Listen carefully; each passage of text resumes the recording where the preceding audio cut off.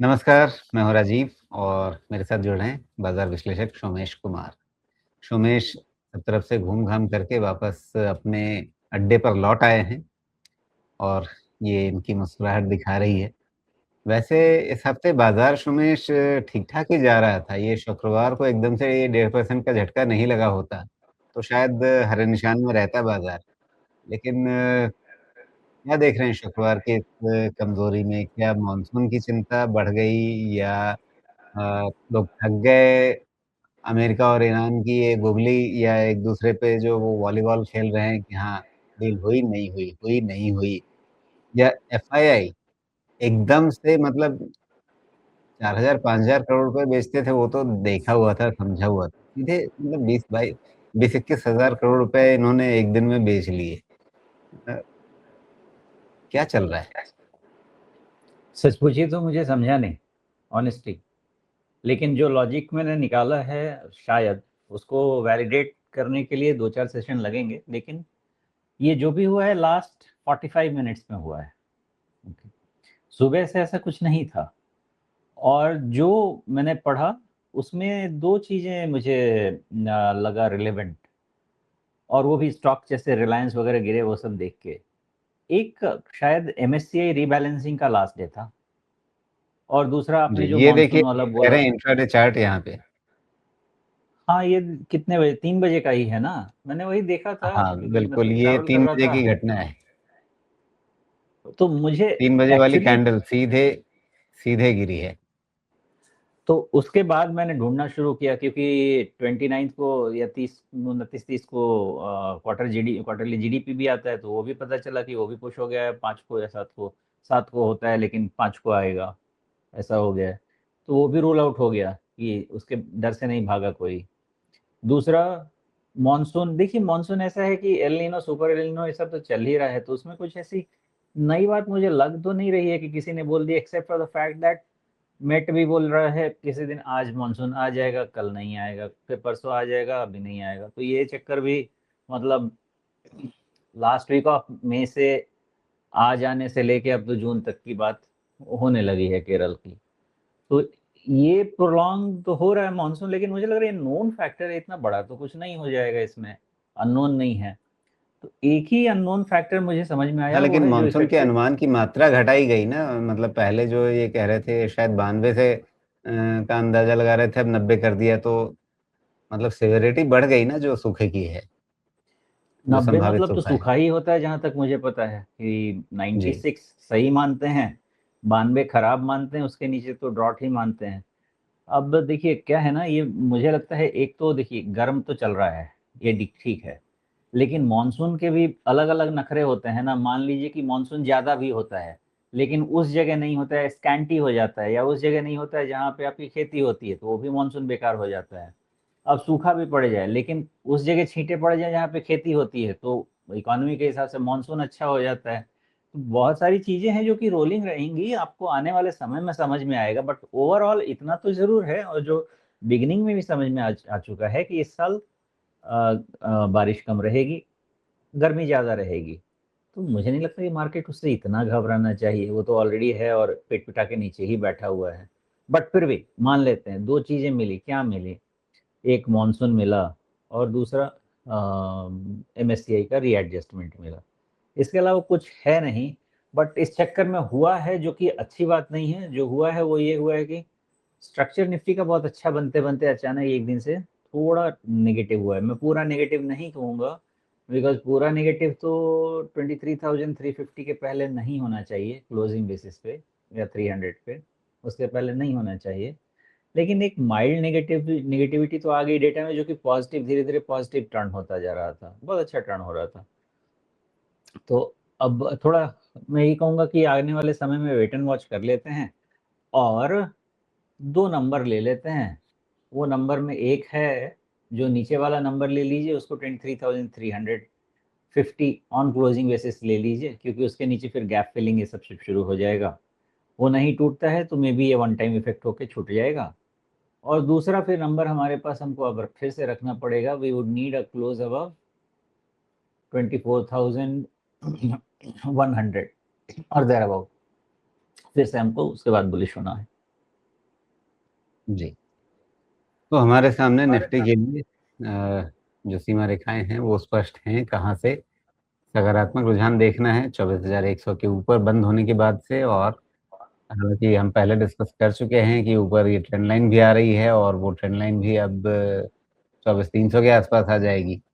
तो वहाँ भी एक अंदेशा बनेगा कि भई कहीं दिक्कत तो नहीं आ जाएगी वहाँ जाकर के।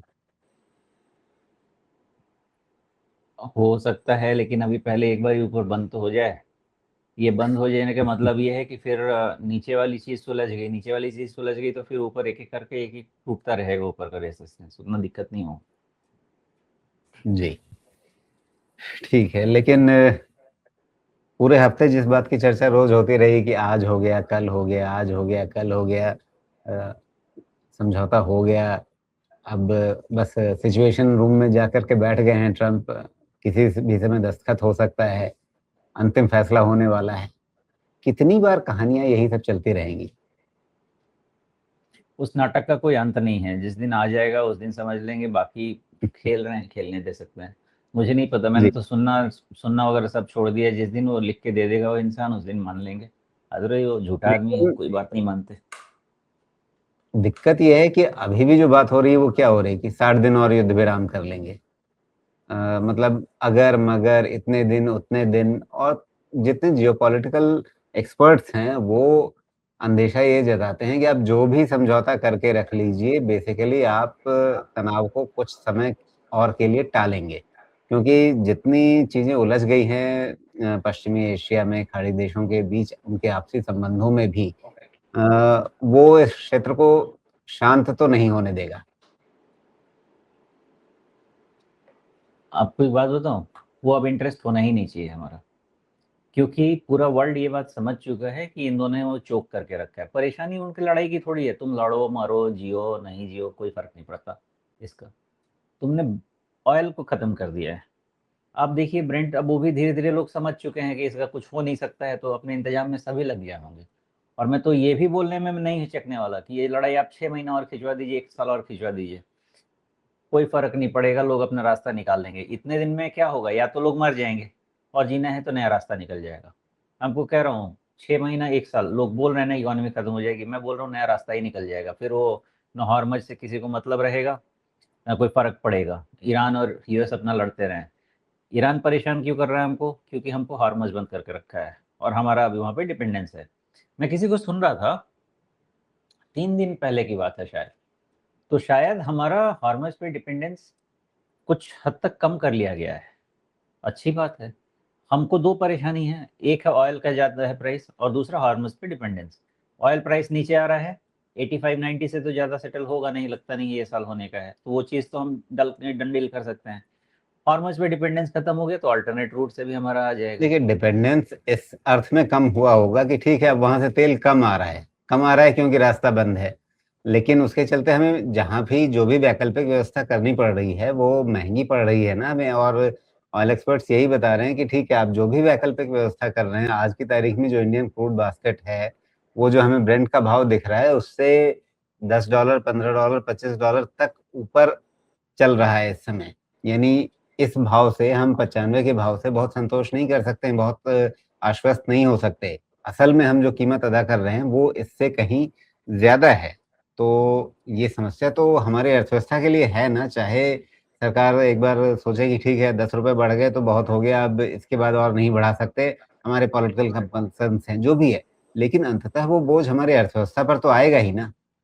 हुँ, कुछ बातें समझ लेते हैं यहाँ पे। पहली चीज़ कि सरकार या जो भी इंतज़ाम कर रहे हैं, या जितने इकोनॉमिस्ट हैं या हम लोग हैं, हमारा पूरा प्रोजेक्शन इसी बेसिस पे बेस्ड होना चाहिए कि एवरेज ये साल का ब्रेंट 85-90 जाएगा।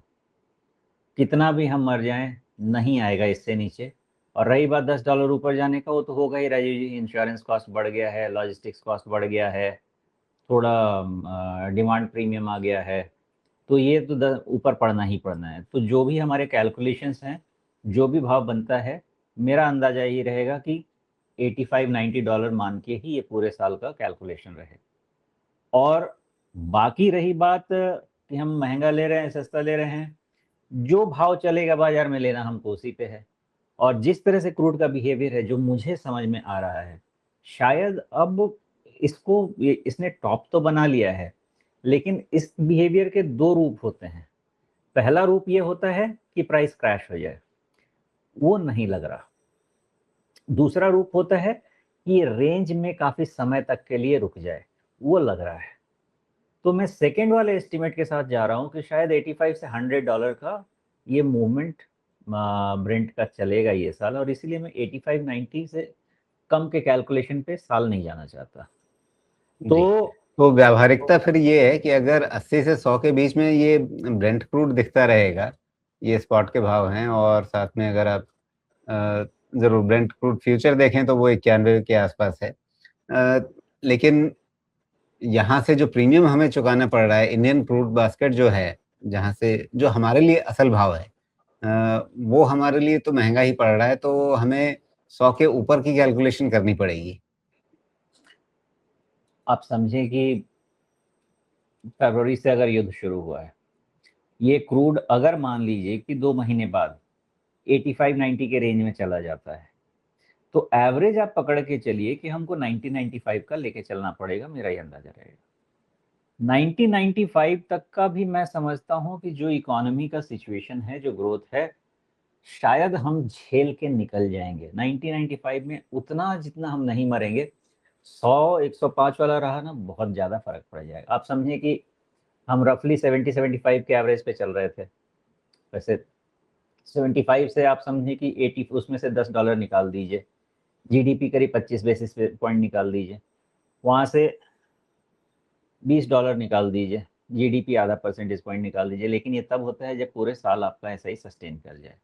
अब आप समझें कि 75 का हम कह रहे हैं 95, आधा टका 0.75 परसेंटेज पॉइंट जीडीपी से तो निकाल दीजिए। तो जो हम 7.5 की बात कर रहे थे, हम सीधा 6.5 की बात कर लेते हैं। साढ़े कंजर्वेटिव मैं जा रहा हूँ, 6.5% का भी अगर हम जीडीपी लेके इस साल निकल जाते हैं ना, मैं कह रहा हूँ ऐसे खतरनाक सिचुएशन में मार्केट इसको रिस्पेक्ट कर देगा मेरे हिसाब से। जहाँ पे रिसेशन लाने की ताकत रखता है ऐसा क्रूड का बिहेवियर, हम फिर भी निकल सकते हैं 6.5% जीडीपी पे।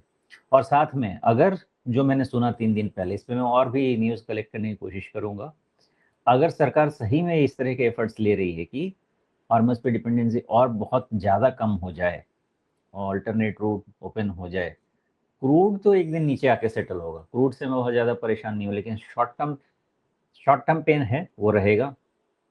स्ट्रैटेजिक प्रॉब्लम ये है कि हम 85-90% डिपेंडेंट कहाँ पे हैं? हॉर्मस पे है। वो हमारी सबसे ज़्यादा बड़ी परेशानी है। तो इकोनॉमी पे ये रेंज में जितना डेंट लगना था, मुझे तो लगता है लग गया है। अब वो डैमेज कंट्रोल चल रहा है, सरकार की तरफ से भी चल रहा है। और क्रूड का जो बिहेवियर है, ये मुझे लग रहा है कि हम 85-90 अगर है भी तो एवरेज आप 90-95 ऊपर रख लीजिए, 85 नीचे रख लीजिए, ये लेके कैलकुलेशन करते हैं और ये साल निकल जाना चाहिए। इसमें सेकंड, जो कि हर पहलू एनालाइज करना होता है। इतने दिन में अगर फिर से इन लोगों को मारपीट करनी होती ना, यूएस और ईरान को कर चुके होते हैं। मुझे लगता नहीं है कि अब वैसे लड़ेंगे, दोनों थक गए हैं और खर्चा भी इनका बहुत हो रहा है।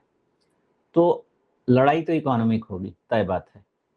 इकोनॉमिक लड़ाई में एज लॉन्ग एज वो इकोनॉमिक डैमेज वो दोनों तक हम सीमित कर दें, चलेगा। रास्ता सिर्फ और सिर्फ एक है, हम क्रूड के प्राइस पे इम्पैक्ट नहीं कर सकते। क्रूड के प्राइस में हम टेकर हैं।